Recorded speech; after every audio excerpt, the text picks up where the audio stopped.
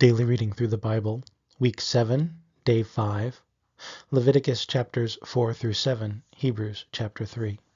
The scriptures quoted are from the NET Bible, netbible.com, copyright 1996-2019, used with permission from Biblical Studies Press, LLC, all rights reserved.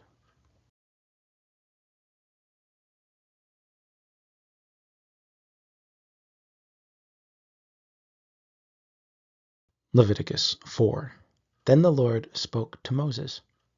Tell the Israelites, when a person sins by straying unintentionally from any of the Lord's commandments, which must not be violated, and violates any one of them, for the priest, if the high priest sins so that the people are guilty on account of the sin he has committed, he must present a flawless young bull to the Lord for a sin offering. He must bring the bull to the entrance of the meeting tent before the Lord, lay his hand on the bull, and slaughter the bull before the Lord. Then that high priest must take some of the blood of the bull and bring it to the meeting tent. The priest must dip his finger in the blood and sprinkle some of it 7 times before the Lord toward the front of the special curtain of the sanctuary. The priest must put some of the blood on the horns of the altar of fragrant incense that is before the Lord in the meeting tent, and all the rest of the bull's blood he must pour out at the base of the altar of burnt offering that is at the entrance of the tent of meeting. Then he must take up all the fat from the sin offering bull, the fat covering the entrails and all the fat surrounding the entrails, the 2 kidneys with the fat on their sinews, and the protruding lobe on the liver, which he is to remove along with the kidneys, just as it is taken from the ox of the peace offering sacrifice. And the priest must offer them up in smoke on the altar of burnt offering. But the hide of the bull, all its flesh, along with its head and its legs, its entrails, and its dung, all the rest of the bull he must bring outside the camp to a ceremonial clean place, to the fatty ash pile, and he must burn it on a wood fire. It must be burned on the fatty ash pile. For the whole congregation, if the whole congregation of Israel strays unintentionally, and the matter is not noticed by the assembly, and they violate one of the Lord's commandments, which must not be violated, so they become guilty, the assembly must present a young bull for a sin offering when the sin they have committed becomes known. They must bring it before the meeting tent. The elders of the congregation must lay their hands on the head of the bull before the Lord, and someone must slaughter the bull before the Lord. Then the high priest must bring some of the blood of the bull to the meeting tent, and that priest must dip his finger in the blood and sprinkle some of the blood 7 times before the Lord toward the front of the curtain. He must put some of the blood on the horns of the altar which is before the Lord in the meeting tent, and all the rest of the blood he must pour out at the base of the altar of burnt offering that is at the entrance of the meeting tent. Then the priest must take all its fat and offer the fat up in smoke on the altar. He must do with the rest of the bull just as he did with the bull of the sin offering. This is what he must do with it. So the priest will make atonement on their behalf, and they will be forgiven. He must bring the rest of the bull outside the camp and burn it just as he burned the first bull. It is the sin offering of the assembly. For the leader, whenever a leader, by straying unintentionally, sins and violates one of the commandments of the Lord his God, which must not be violated, and he pleads guilty, or his sin that he committed is made known to him, he must bring a flawless male goat as his offering. He must lay his hand on the head of the male goat and slaughter it in the place where the burnt offering is slaughtered before the Lord. It is a sin offering. Then the priest must take some of the blood of the sin offering with his finger and put it on the horns of the altar of burnt offering, and he must pour out the rest of its blood at the base of the altar of burnt offering. Then the priest must offer all of its fat up in smoke on the altar, like the fat of the peace offering sacrifice. So the priest will make atonement on his behalf for his sin, and he will be forgiven. For the common person, if an ordinary individual sins by straying unintentionally when he violates one of the Lord's commandments, which must not be violated, and he pleads guilty, or his sin that he committed is made known to him, he must bring a flawless female goat as his offering for the sin that he committed. He must lay his hand on the head of the sin offering and slaughter the sin offering in the place where the burnt offering is slaughtered. Then the high priest must take some of its blood with his finger and put it on the horns of the altar of burnt offering. And he must pour out all the rest of its blood at the base of the altar. Then he must remove all of its fat, just as fat was removed from the peace offering sacrifice. And the priest must offer it up in smoke on the altar for a soothing aroma to the Lord. So the priest will make an atonement on his behalf, and he will be forgiven. But if he brings a sheep as his offering for a sin offering, he must bring a flawless female. He must lay his hand on the head of the sin offering and slaughter it for a sin offering in the place where the burnt offering is slaughtered. Then the priest must take some of the blood of the sin offering with his finger and put it on the horns of the altar of burnt offering. And he must pour out all the rest of its blood at the base of the altar. Then the one who brought the offering must remove all its fat, just as the fat of the sheep is removed from the peace offering sacrifice. And the priest must offer them up in smoke on the altar, on top of the other gifts for the Lord. So the priest will make atonement on his behalf for his sin which he has committed, and he will be forgiven. Leviticus 5. When a person sins, in that he hears a public curse against one who fails to testify, and he is a witness, he either saw or knew what had happened, and he does not make it known, then he will bear his punishment for iniquity. Or when there is a person who touches anything ceremonially unclean, whether the carcass of an unclean wild animal, or the carcass of an unclean domesticated animal, or the carcass of an unclean creeping thing, even if he did not realize it, he has become unclean and is guilty. Or when he touches human uncleanness with regard to anything by which he can become unclean, even if he did not realize it, but he has later come to know it and is guilty. Or when a person swears an oath, speaking thoughtlessly with his lips, whether to do evil or to do good, with regard to anything which the individual might speak thoughtlessly in an oath, even if he did not realize it, but he has later come to know it and is guilty with regard to one of these oaths. When an individual becomes guilty with regard to one of these things, he must confess how he has sinned, and he must bring his penalty for guilt to the Lord for his sin that he has committed, a female from the flock, whether a female sheep or a female goat, for a sin offering. So the priest will make atonement on behalf for his sin.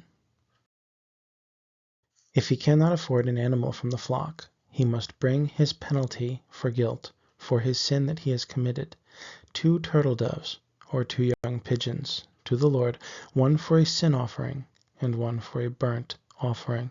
He must bring them to the priest and present first the one that is for a sin offering. The priest must pinch its head at the nape of its neck, but must not sever the head from the body. Then he must sprinkle some of the blood of the sin offering on the wall of the altar, and the remainder of the blood must be squeezed out at the base of the altar. It is a sin offering. The second bird he must make a burnt offering according to the standard regulation. So the priest will make atonement on behalf of this person for his sin which he has committed, and he will be forgiven. If he cannot afford 2 turtle doves or 2 young pigeons, he must bring as his offering for his sin which he has committed 1/10 of an ephah of choice wheat flour for a sin offering. He must not place olive oil on it, and he must not put frankincense on it, because it is a sin offering. He must bring it to the priest, and the priest must scoop out from it a handful as its memorial portion and offer it up in smoke on the altar on top of the other gifts of the Lord. It is a sin offering. So the priest will make atonement on his behalf for his sin which he has committed by doing one of these things, and he will be forgiven. The remainder of the offering will belong to the priest, like the grain offering. Then the Lord spoke to Moses, when a person commits a trespass and sins by straying unintentionally from the regulations about the Lord's holy things, then he must bring his penalty for guilt to the Lord, a flawless ram from the flock, convertible into silver shekels according to the standard of the sanctuary shekel, for a guilt offering. And whatever holy thing he violated, he must restore, and must add 1/5 to it, and give it to the priest. So the priest will make atonement on his behalf with the guilt offering ram, and he will be forgiven.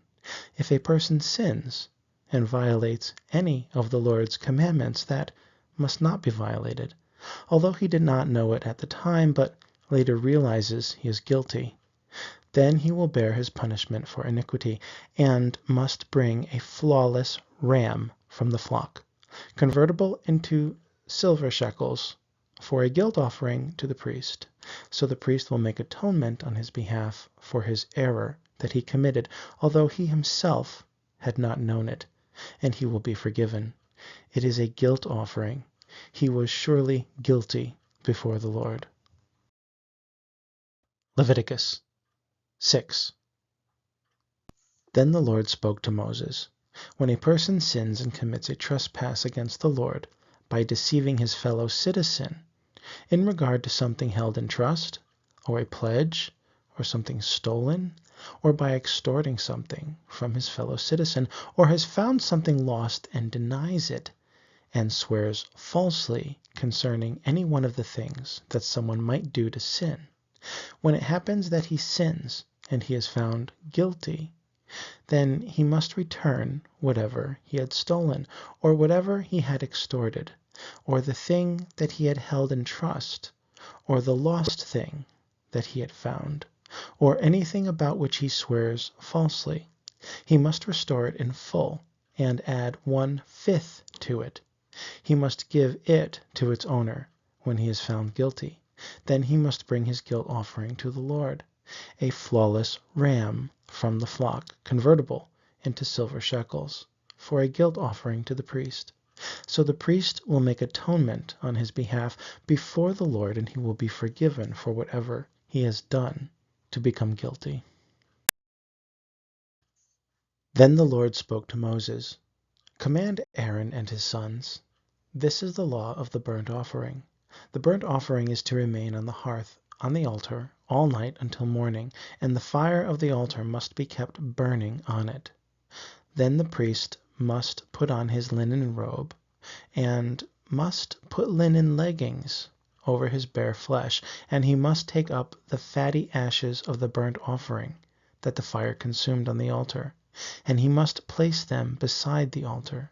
Then he must take off his clothes and put on other clothes, and he must bring the fatty ashes outside the camp to a ceremonial clean place.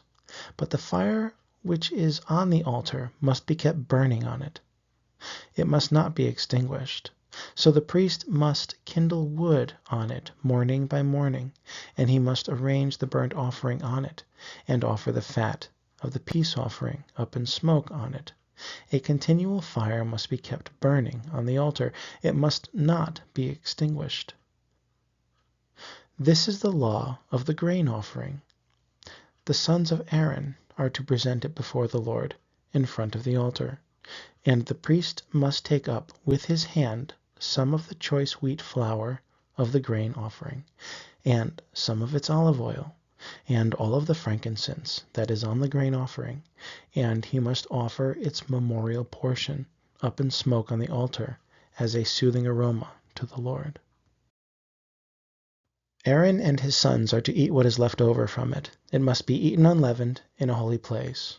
They are to eat it in the courtyard of the meeting tent. It must not be baked with yeast. I have given it as their portion from my gifts. It is most holy, like the sin offering and the guilt offering. Every male among the sons of Aaron may eat it. It is a perpetual allotted portion throughout your generations from the gift of the Lord. Anyone who touches these gifts must be holy. Then the Lord spoke to Moses. This is the offering of Aaron and his sons, which they must present to the Lord on the day when he is anointed. 1/10 of an ephah of choice wheat flour, as a continual grain offering, half of it in the morning and half of it in the evening. It must be made with olive oil on a griddle, and you must bring it well soaked. So you must present a grain offering of broken pieces as a soothing aroma to the Lord. The high priest who succeeds him from among his sons must do it. It is a perpetual statute. It must be offered up in smoke as a whole offering to the Lord. Every grain offering of a priest must be a whole offering. It must not be eaten. Then the Lord spoke to Moses. Tell Aaron and his sons, this is the law of the sin offering. In the place where the burnt offering is slaughtered, the sin offering must be slaughtered before the Lord. It is most holy. The priest who offers it for sin is to eat it. It must be eaten in a holy place, in the courtyard of the meeting tent. Anyone who touches its meat must be holy, and whoever spatters some of its blood on a garment must wash whatever he spatters it on in a holy place. Any clay vessel it is boiled in must be broken, and if it was boiled in a bronze vessel, then that vessel must be rubbed out and rinsed in water. Any male among the priests may eat it. It is most holy. But any sin offering from which some of its blood is brought into the meeting tent to make atonement in the sanctuary must not be eaten. It must be burned up in the fire. Leviticus 7. This is the law of the guilt offering. It is most holy. In the place where they slaughter the burnt offering, they must slaughter the guilt offering, and the officiating priest must splash the blood against the altar sides. Then the one making the offering must present all its fat, the fatty tail, the fat covering the entrails, the 2 kidneys, and the fat on their sinews, and the protruding lobe on the liver, which he must remove along with the kidneys. Then the priest must offer them up in smoke on the altar as a gift to the Lord. It is a guilt offering. Any male among the priests may eat it. It must be eaten in a holy place. It is most holy. The law is the same for the sin offering and the guilt offering. It belongs to the priest who makes atonement with it. As for the priest who presents someone's burnt offering, the hide of that burnt offering which he presented belongs to him. Every grain offering which is baked in the oven or made in the pan or on the griddle belongs to the priest who presented it. Every grain offering, whether mixed with olive oil or dry, belongs to all the sons of Aaron, each one alike. This is the law of the peace offering sacrifice, which he is to present to the Lord, if he presents it on account of thanksgiving. Along with the thank offering sacrifice, he must present unleavened loaves mixed with olive oil, unleavened wafers smeared with olive oil, and well-soaked, ring-shaped loaves made of choice wheat flour mixed with olive oil. He must present this grain offering in addition to ring-shaped loaves of leavened bread, which regularly accompany the sacrifice of his thanksgiving peace offering. He must present one of each kind of grain offering as a contribution offering to the Lord. It belongs to the priest who splashes the blood of the peace offering. The meat of his thanksgiving peace offering must be eaten on the day of his offering. He must not set any of it aside until morning.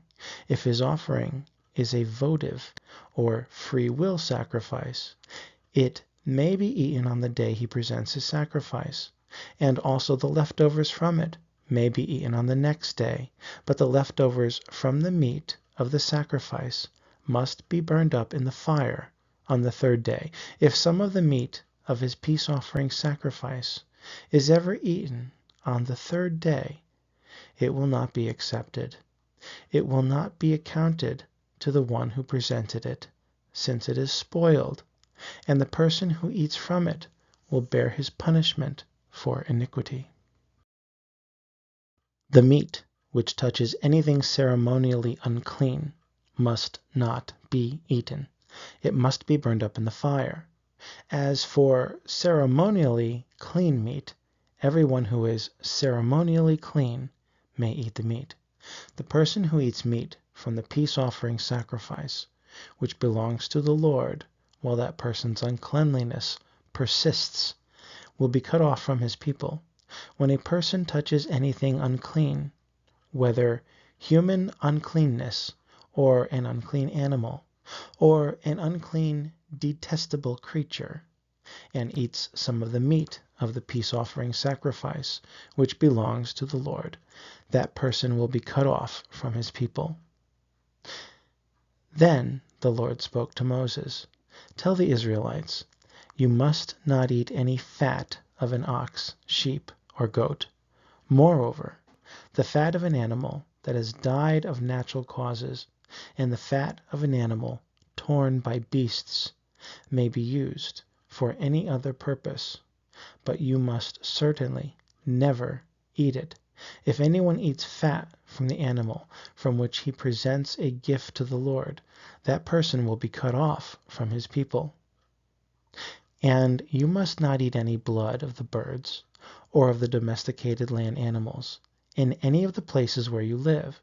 Any person who eats any blood, that person will be cut off from his people." Then the Lord spoke to Moses, "Tell the Israelites, the one who presents his peace offering sacrifice to the Lord must bring part of his offering to the Lord as his sacrifice. With his own hands he must bring the Lord's gifts. He must bring the fat with the breast, to wave the breast as a wave offering before the Lord. And the priest must offer the fat up in smoke on the altar, but the breast will belong to Aaron and his sons. The right thigh you must give as a contribution offering to the priest from your peace offering sacrifice. The one from Aaron's sons, who presents the blood of the peace offering and fat, will have the right thigh as his share. For the breast of the wave offering and the thigh of the contribution offering I have taken from the Israelites out of their peace offering sacrifices, and have given them to Aaron the priest and to his sons from the people of Israel as a perpetual allotted portion. This is the allotment of Aaron and the allotment of his sons from the Lord's gifts on the day Moses presented them to serve as priests to the Lord. This is what the Lord commanded to give them from the Israelites on the day Moses anointed them, a perpetual allotment portion throughout their generations. This is the law for the burnt offering, the grain offering, the sin offering, the guilt offering, the ordination offering, and the peace offering sacrifice, which the Lord commanded Moses on Mount Sinai on the day he commanded the Israelites to present their offerings to the Lord in the desert of Sinai. Hebrews 3. Therefore, holy brothers and sisters, partakers in a heavenly calling, take note of Jesus, the apostle and high priest whom we confess, who is faithful to the one who appointed him, as Moses was also in God's house. For he has come to deserve greater glory than Moses, just as the builder of a house deserves greater honor than the house itself. For every house is built by someone, but the builder of all things is God. Now Moses was faithful in all God's house as a servant to testify to the things that would be spoken, but Christ is faithful as a son over God's house. We are of his house, if in fact we hold firmly to our confidence and the hope we take pride in. Therefore, as the Holy Spirit says, "Oh, that today you would listen as he speaks. Do not harden your hearts as in the rebellion, in the day of testing in the wilderness. There your fathers tested me and tried me, and they saw my works for 40 years.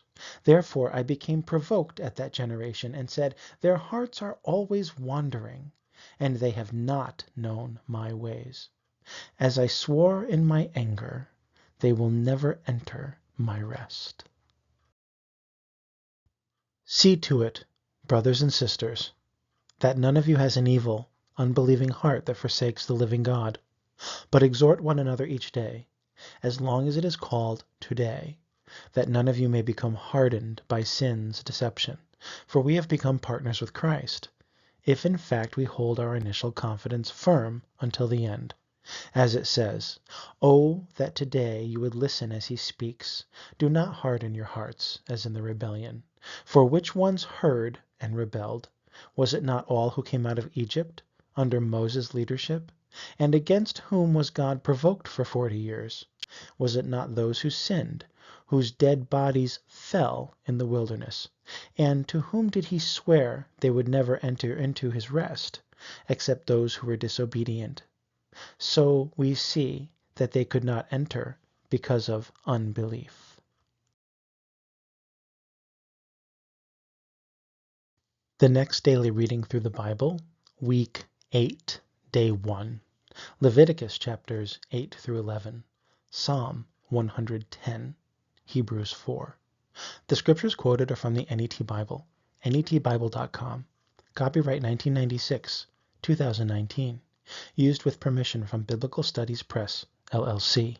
All rights reserved.